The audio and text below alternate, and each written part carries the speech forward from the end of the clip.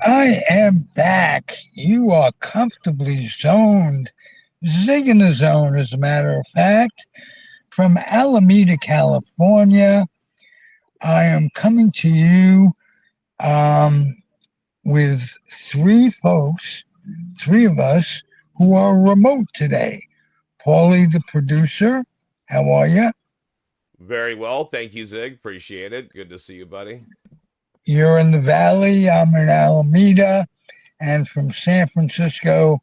Welcome back to the airwaves for the second, third, maybe the fourth time. Eric Gray, how are you?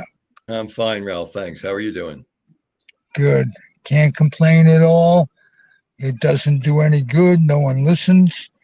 So let's just get on with life. Um, Eric, first off, you are a Met fan with giant ties too. As a matter of fact, your giant ties are more intense than mine. And I was a New York Giant fan growing up.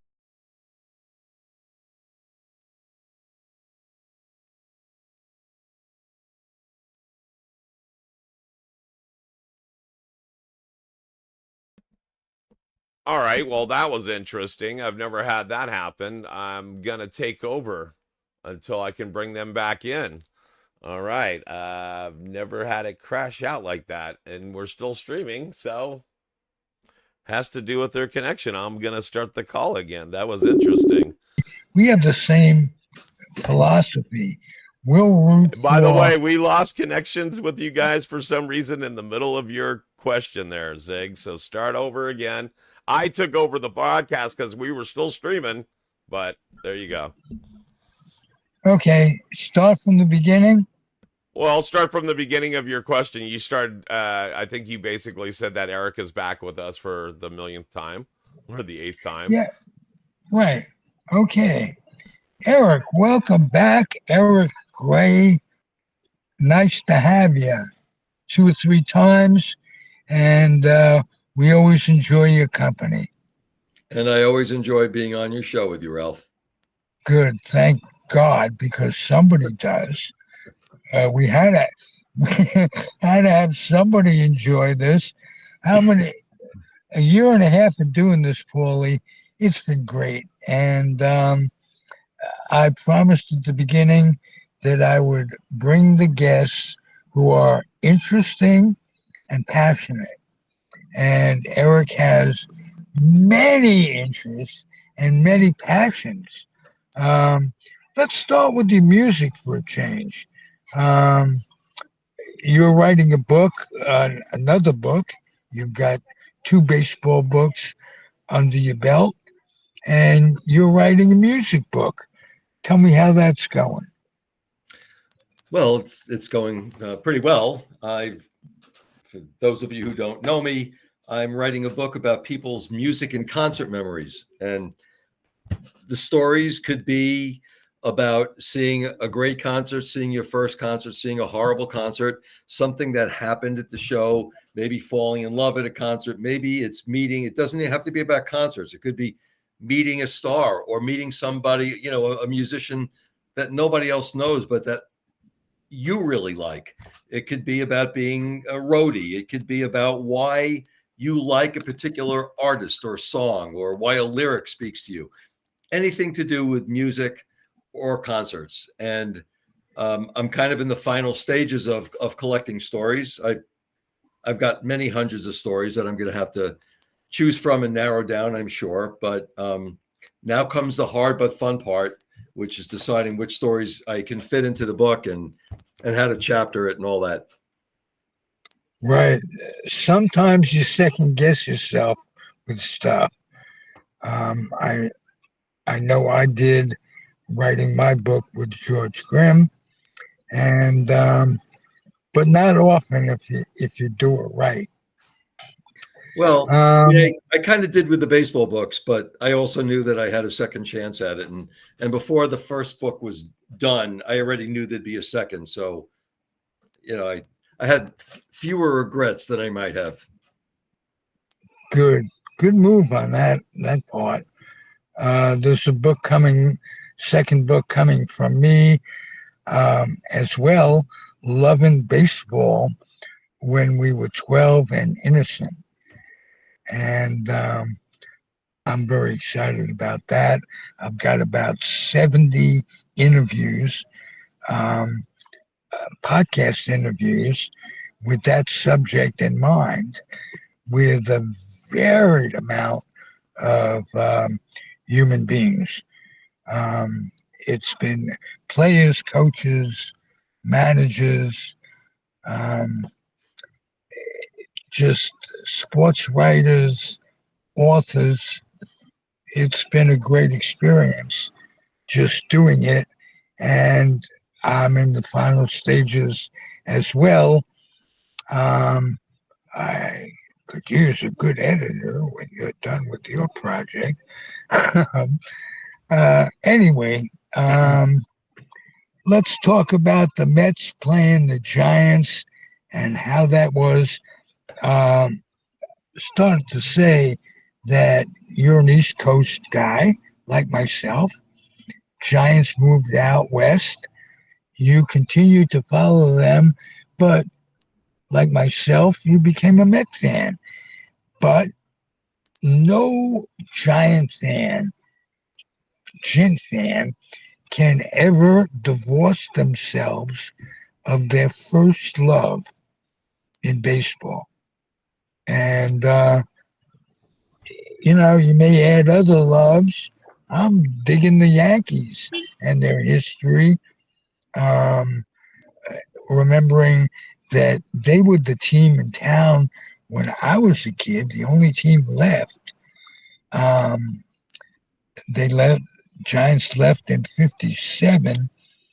And I got to see some great ball as you did with the Yankees. Um, Tell me about some of your Yankee fandom experience, Yeah, Eric. well, like you, I started following baseball probably the very late 50s, early 60s. Um, and the Yankees were, in fact, the only game in town. And, the way I always describe it is when you're a kid who likes baseball and you have Mickey Mantle running around center field and hitting home runs, what more could you possibly want? And anybody that grew up, Yogi Berra, you throw in Yogi Berra, and my God, yeah, I mean, um, it's like a one kid. one Yeah, Ford, yeah. There's a whole slew of them, for sure. yeah, I was a Mantle fan. I loved guys. I loved them all, but the ones I particularly liked were, believe it or not, Clete Boyer and Hector Lopez and Tommy Tresh and Jim Bouton and Mel Stottlemyre. So it's hard to make the claim that that when Mickey Mantle's your favorite player, that you tend to go for the lesser known players. But for the most part, I did. Um, I was at the game when they retired Mickey Mantle's number, and that story is in my second book. But because I'm from Long Island, when the Mets came around, I became a Mets fan, and I liked both of those teams because I don't think that you have to like only one team in your area. They're different leagues. I mean, I just like them both. I started disliking the Yankees after Steinbrenner changed baseball, um, but it wasn't because I was a Mets fan. And I left New York when I was 21. I've been here for 50 years, and at some point, my kids, when I took them to their first baseball game, which just totally, changed their lives, right? They became both huge baseball fans. And in 2000, when the Mets and the Giants were playing each other in the playoffs, my daughter said, "Okay, old man, what's it going to be? The light side or the dark side?" So I don't exactly remember how I answered, um, and I'm just going to say to this day, I'm a fan of both teams, a big fan of both teams. and I can tell by the shirt you wear. Hold the camera down a little bit and let's see. Oh, wow. All right. Um, they inspire um, goosebumps when I see their logo for some reason or another. And I mean, you mentioned before your first love, and my first love was the Yankees, but they're so in the rear view window for me. I mean, it was the Mets. And to this day, I mean, you mentioned that I was at the game the other day, and to this day, when I watch the Mets and Giants play, I will root, however you define this, for the team that needs it most. Now, on Sunday, it was probably the Giants that needed it most because the Mets are somewhat safely in playoff contention. The Giants really need it. I wanted the Giants to win on Sunday, but have Pete Alonso hit 2 home runs. That was my goal. I got neither. okay, let me ask you this: a giant question. You follow them much more closely than I do these days. I'm curious about Will Devers. I think I'm pronouncing that right. Ever pan out? And not that it's been an eternity, but expected more. It's hard to imagine that, and I think it's pronounced Devers because I was calling it Devers and I've been corrected. It's hard to imagine that Devers is not going to pan out. I mean, it's a change of leagues for what that's worth. It's a change of stadium. And remember, you play in Boston, it's hot summers, and here they're cold summers. I don't have a sense of why that would affect a ball player, but I'm not a ball player. Uh, he's seeing new pitchers more regularly than he did before because in interleague, you see each team 2 or 3 games a year, and that's it. It would be hard for me to imagine he's not going to pan out. Where he plays, that's a big question. I mean, they put him at first base for a couple of games. He's done some really nice things at first. Saturday night was just a disaster. I mean, I watched that game on TV and he just screwed up play after play. So, they're not going to play him at third. They got a guy named Chapman for that. So it's a question of first base or a designated hitter. And I mean, fortunately, that's not my job to decide. Well, Will Clark is an ambassador to the Giants and um, works as a coach and does a lot of things. And he promised he'd get a hold of him and make him into a first baseman. So, Well, what happened on that is evidently Devers did not meet with Clark that first series back, and it was against the Red Sox. So, what I have heard, I don't know how accurate it is, that Devers didn't want to come out on the field and do all that batting practice, fielding practice stuff while the Red Sox were in town. Because as you remember, one of the things that helped spoil his stay in Boston is after they moved him to DH, which he did not want. Then they wanted him to play first base when their first baseman went down. So that led to really bad feelings, which led to the trade. So I'm guessing hopefully he'll start working with Clark now that the Red Sox are gone from the series. nothing but mediocre news on the Giant front. But let me tell you something. All the ballparks I've been to in my lifetime, Oracle Park is the most beautiful park inside and outside. Not just beautiful on the inside, but the view you get you walk around the stadium and the view of the Bay Area one gets is par excellence. Hey, Uh, there's something I can comment on because I've actually been to that park multiple times. You're right. Beautiful. It's a gem. It's a beautiful little gem right here in our bay. I did see something that I thought was interesting the other day, which was yesterday. I finally got to see the stadium for the Raiders in Vegas, and they did a video tour of the thing. And I didn't know that every game they actually have the grass roll in. It rolls in like on this big, huge platform that's motorized. Huh. and they literally Is grow this the because they can't film grow of because what it's it's going real. to Hold on, be? because it's real grass, it's real turf, it's real grass, but their stadium's inside. And so I guess they haven't perfected growing real grass inside yet. So they grow the grass outside, and for the games they like literally use like a remote control system that rolls it in on this big platform. Well, Whoa. Well, The I'm entire looking to gridiron is on a platform that gets rolled in. wow. So, but you're right. Our park is beautiful. It's still state of the art. It's beautiful. The locale, the weather, of course, the team, duh, and then even the food. Even the food is delicious. And so, yeah, winner. Pollo dinner, something like that. um, what's your favorite park of all time? Both of you. How about you? Start with you, Eric. I don't know. I guess at this point, I'd have to say Oracle Park. I mean, I'm there 15 times a year at least. It's been um, so much of a factor in my family, with my family, and how baseball has always um, connected us. The great memories we've been to, very specific memories for us collectively and individually. My daughter runs a press elevator there, and literally everybody in the park knows her. Um, so I would probably have to say it's that. And honestly, who would disagree with what a beautiful park it is? The only park that I've heard many people say they might prefer is PNC, the Pirates' home. Right.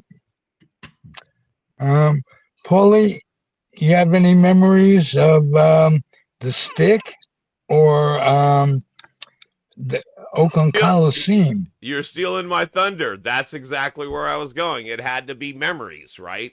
Because Of course. this is the house where memories were built, was the stick.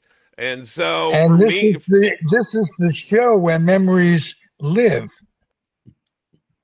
yes, they do. They don't go to die. They don't go No, to die. just the host. So you're absolutely correct. My my memories are with the stick, and it's probably just because of those memories and growing up.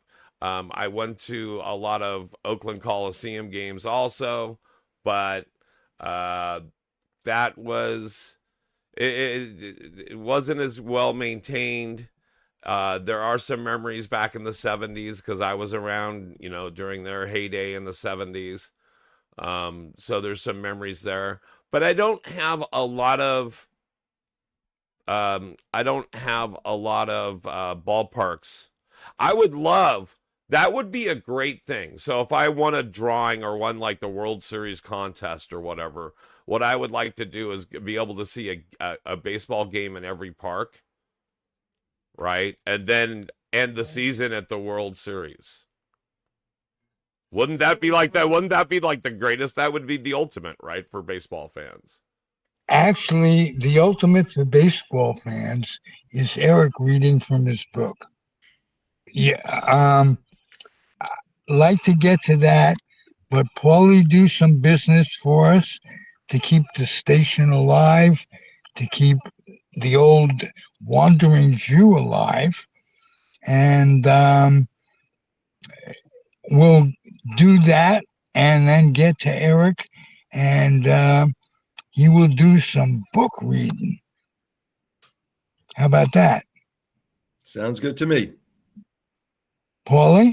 There you go. Speaking of books, we talk about the Head Start program. Don't forget that Zig says, round up them books at home. You've got them. Bring them to your local Head Start program. Help those kids do what they need to do. I would say go to their website and give money there, but you know where that's going, right to the government. So go right to the source. Get those books. Bring them to your local Head Start program. Kids can always use it. Now, make sure to go subscribe, and everything else for Zig on all his channels. Like, subscribe, and ring the little bell so you know when we go live. And then we're doing a commercial break after he reads some, correct?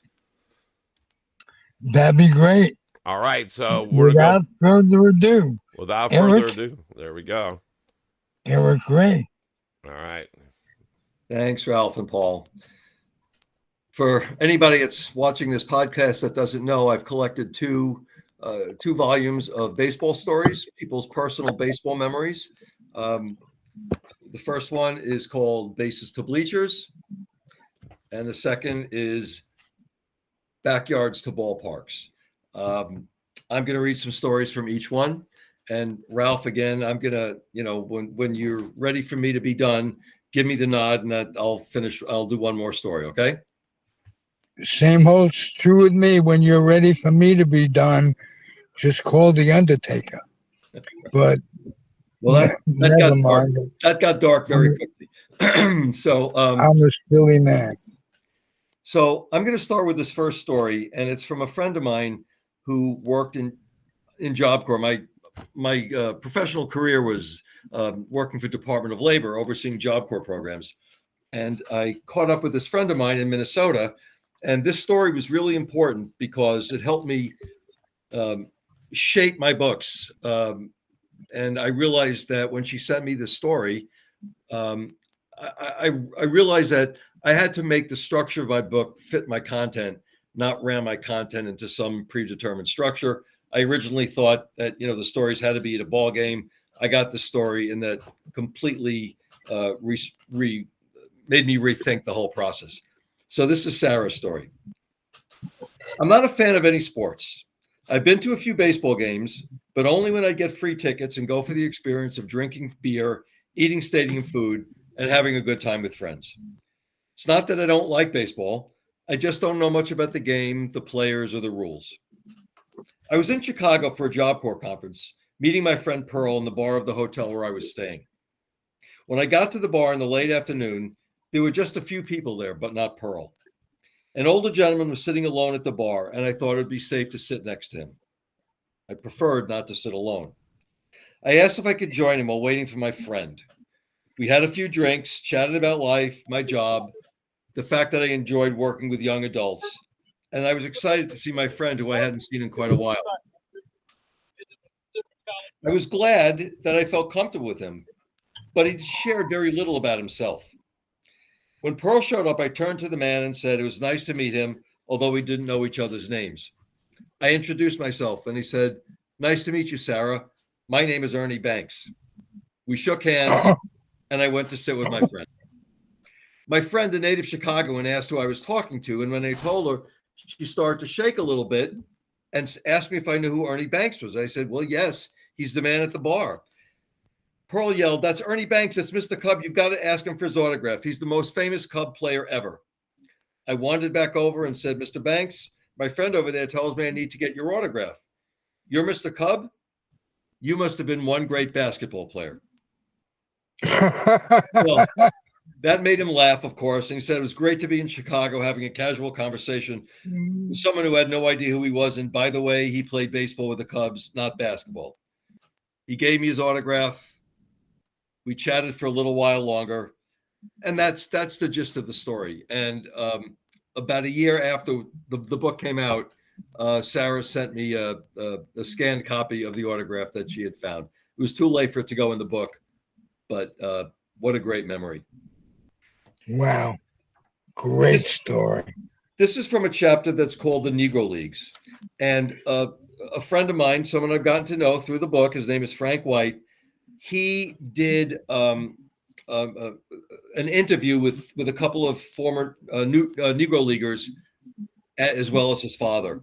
This is the story. I'll just say in advance, this is a story from Buck O'Neill. Buck did not give it to me directly, but it was given to me by Frank. This is Buck's story. I'm often asked about my greatest game or day. That's an easy one for me.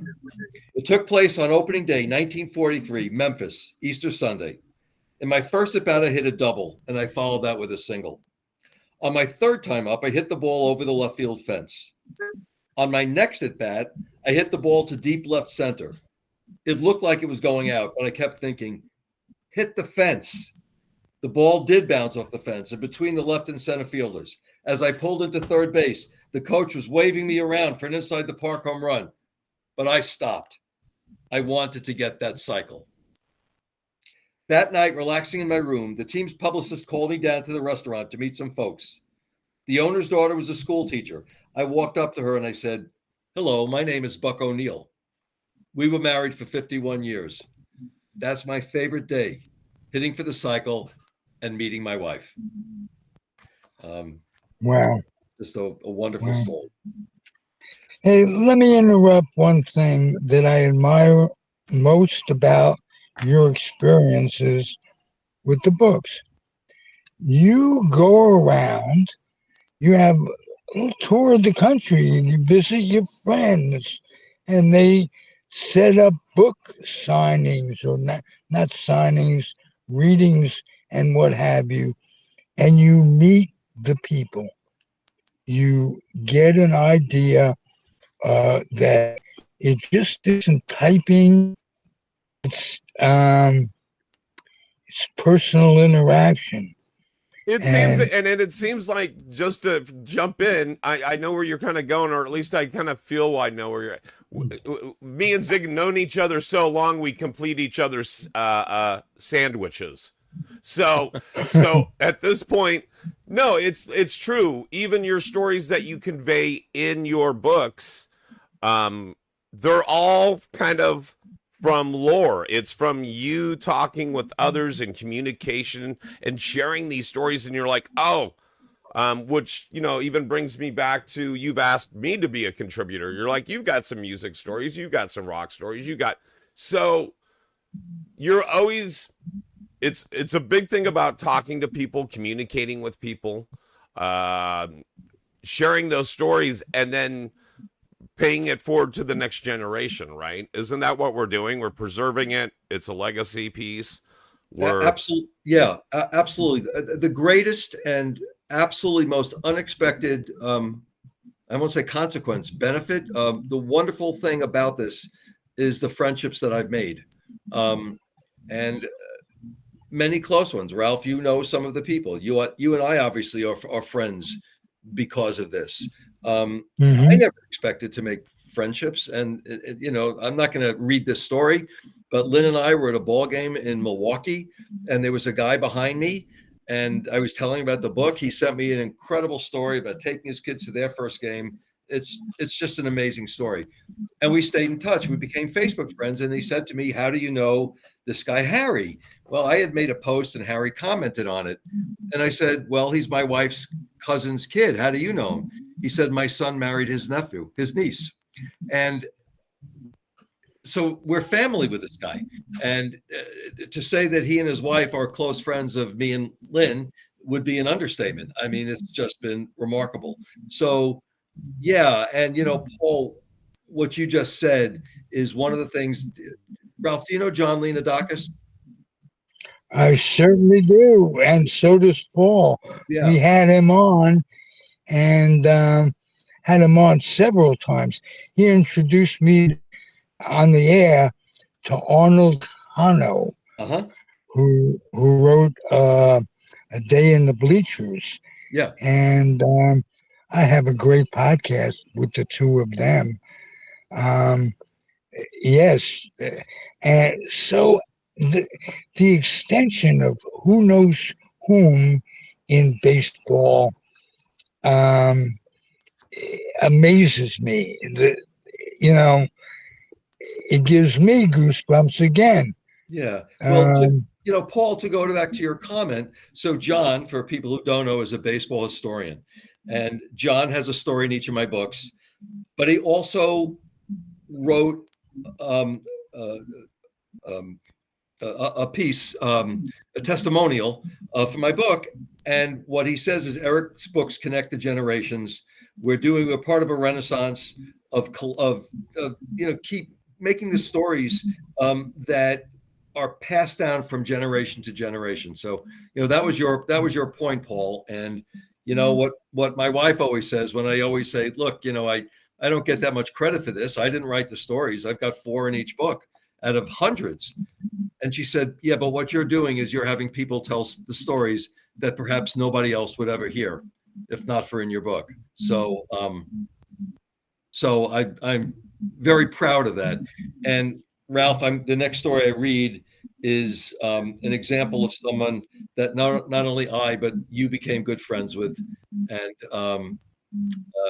he just recently passed away, and it's Rick Lenneberg. And I want to read his story. This is from my second book. He has a story in each book as well. And I spoke to Rick just a couple of weeks before he passed away, and he was doing better. And it was just a shock when I found out. Yeah, me too. Yeah. On June 4th, 1968, Don Drysdale beat the Pirates 5-0, allowing 3 hits.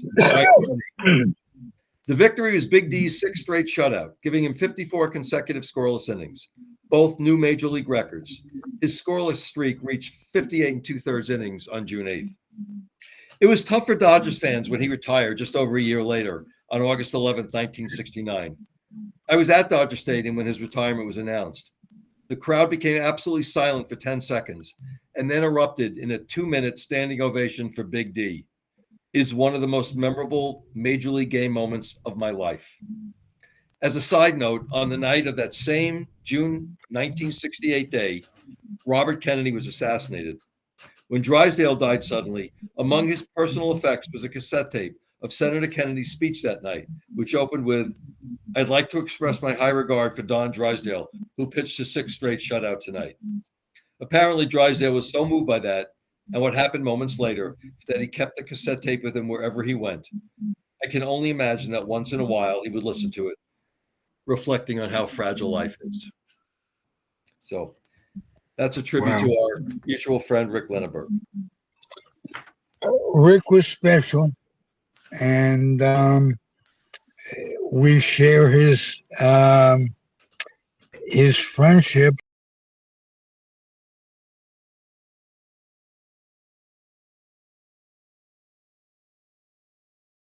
And it happened again. So I'm going to refresh the screen, guys. Sorry about this. Don't know why it's doing that to us. That's second time. I'm going to start this call. 275 stories in the first book and 325 in the second. And I have 4 in each. So, when I talk about these books, it's not like how wonderful I am. It's how fortunate I was that so many people trusted me with intimate memories. But this is one of my stories. And there was a chapter in the first book that was called What Baseball Means to Me. That was such a core chapter that I knew I was going to repeat that chapter in the second book. All different stories and a different title. In this book, the chapter is called My Player, My Team, My Game. After 50 years attending hundreds of ball games, I had never seen a no-hitter. I wasn't there on June 13, 2012, when Matt Cain stepped onto the AT&T mound, but I was watching on TV. My wife, Lynn, and I watched the whole thing, and our daughter, Rachel, was working at the park as usual for home games. As our collective favorite player, Matt Cain, was tossing more and more zeros, 0 hits, 0 runs, 0 errors, 0 walks, the tension and anxiety began to rise in our household. From 3,000 miles away, 4-way texts began with our son, David, who knew he should be going to sleep, but could not pass on the chance to watch history be made. Gregor Blanco's catch in the 7th was the first breathtaking moment. For the last play, a tough hop to Joaquin Arias, who had replaced Panda for defensive purposes. It made him step backward, taking away momentum toward first. Still, the play was made. Cain pumped his fist, and then came a phone call, a brief one at 1 o'clock in the morning from David. This was history, just a 22nd perfect game ever. It was our favorite player who had accomplished this feat, and it was obvious that once again, this magical game of baseball had connected the 4 of us, from our home in San Francisco to the press elevator in the park, to an apartment in D.C., to the pitcher's mound. 5 years later, Lynn and I got tickets for the last game of the season. Lynn likes this game, Fan Appreciation Day, at which prizes are given away like water to racers in a marathon, and players throw balls into the stands after the game. But I went that day because I knew it would be the last game Matt Cain would ever pitch. Several years of ineffectiveness, caused in part by the injuries that suddenly plagued this once impervious horse, resulted in his decision at the young age of 33 to hang him up rather than keep pushing to regain a past magic. We knew we'd get to start one last time after half a season doing bullpen mop-up work. He did, and he was magnificent, reaching back and pitching like the Matt Cain of old. And fittingly, befitting the term coined from his name, he got caned, receiving no run support. He pitched 5 innings, the last reputedly on adrenaline and fumes, and took the loss. Still our guy, thought, as today I watched the ceremonies inducting him onto the Giants Wall of Fame. And it still makes me teary when I read the story. He will be my last ever favorite player. Wow. Beautiful. Hey, thank you for your stories, man. Thank you for accumulating the stories that you did and adding your personal touch to it today. You made for a great podcast. Let me give you a break and me a break and have Paulie do the business that needs to be done. All right, thanks for handing it back over to me, Zig. I'm gonna mute you guys out. All right, so here we go. I can walk and chew gum, and even look, we're live. Isn't that crazy? All right, we're gonna play those spots that pay the bills. We'll be back right after this. Whether it's criminal defense, estate planning, or civil litigation, the answer is the law offices of Andrew Doja. Call us today at 510-865-1600 or find us on the web at dojalaw.com.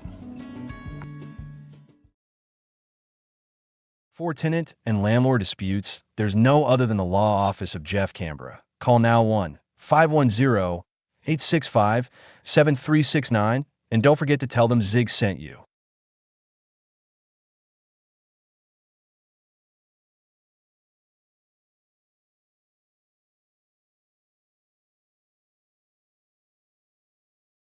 Please make sure to like, subscribe, and ring that little bell. Here's all the streaming platforms. We got YouTube, Facebook. Go check out everything that Ralphie does on Instagram. And we also have a feed on Twitch. So go do that. Let us know. And we are back, Ziggy. Hey, let's close it out with Eric's thoughts. Okay, I'm sorry. You were saying let's close it out with Eric's thoughts. Yes. Okay, we on, Paul? Yeah, I just, thanks as always, Ralph, for giving me the opportunity to tell a couple of these stories. What I would like to tell anybody watching this podcast, if you have either a baseball memory or a music memory, please send it to me. My email address is Eric, ERIC, baseball stories, plural. So it's one word, baseball stories @gmail.com. Or you can send it to me at eric.concertstories@gmail.com. If anybody wants my books, they're available online, or you can get them from me, a signed copy from me. And again, you can contact me at those email addresses. You can find me, you can make a comment when this is posted with Ralph. You can find me on Facebook, send me a messenger, any of those ways. Yeah. Hey, listen, I found you. These people are much more intelligent than me. They'll find you.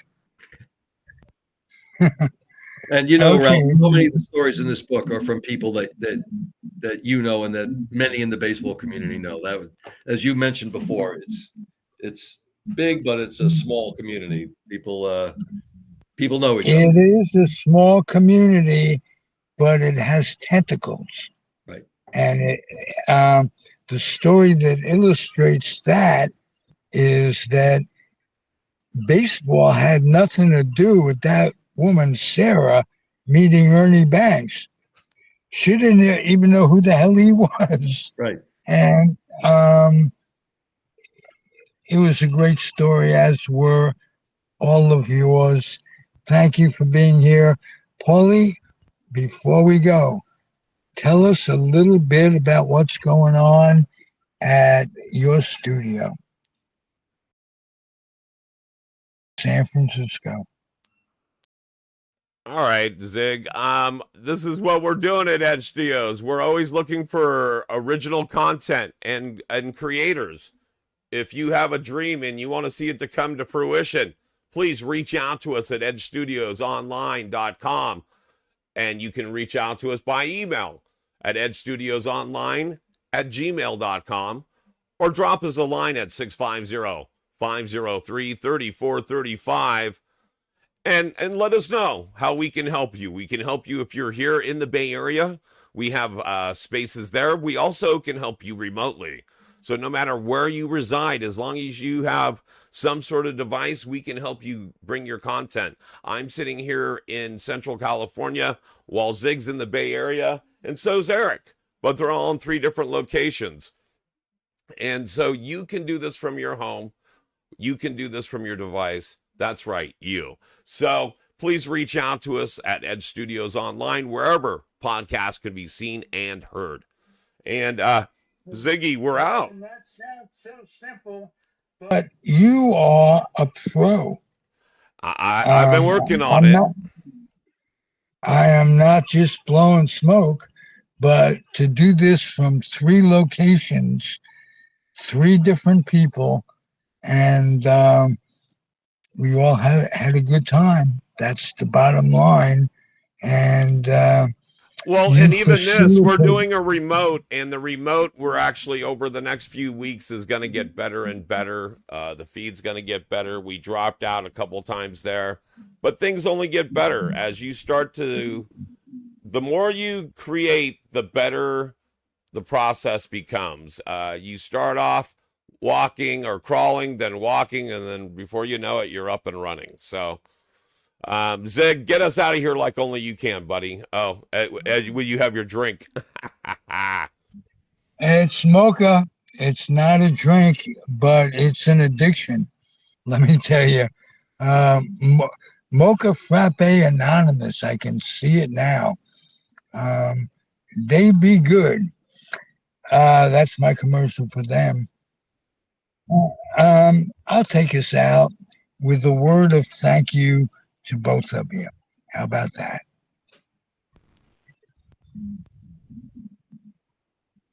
Thanks, guys. Okay, and me, you guys. This was special for me today. Absolutely, and me too.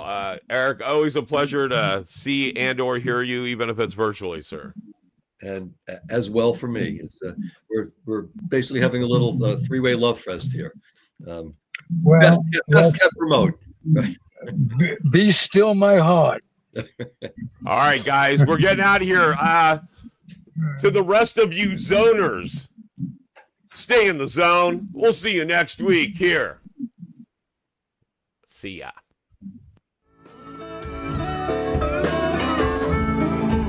They're hearing your close.